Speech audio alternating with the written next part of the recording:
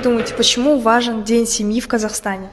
Семья – это очень большая поддержка для любого члена семьи. Это забота друг о друге, это любовь, это развитие. Семья для меня – это опора, близкие люди, это моя поддержка. Семья – это родные люди, которые будут всегда рядом, несмотря ни на что. Сложно ли было подготовиться к этой работе?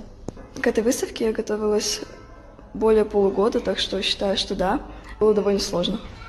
Эту работу я сделала примерно за месяц, учитывая то, что брала много перерывов, и с этим мне помогла одна из моих сестренок, одна из моих родственниц.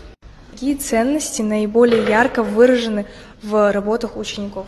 Думаю, любовь к родине, любовь к искусству, к творчеству. Творчество казахского народа. Вообще, это работа для косплея по аниме «Клинок, рассекающий демонов». Сама я занимаюсь косплеем, и мне нужно было сделать такую маску. Ученики каких классов больше всего принимали участие в этом мероприятии? В этом мероприятии принимали участие как 5 классы, так и 8, 9 и 6 тоже.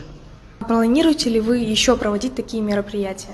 Конечно, это вдохновляет детей, мотивирует их. Они прям вот с удовольствием идут, несут свои работы, которые они сделали вместе с мамой, с бабушкой, вместе с сестрой там, или с братом. Они с такой любовью, с таким вдохновением говорят об этом, что прям хочется еще сделать такие мероприятия.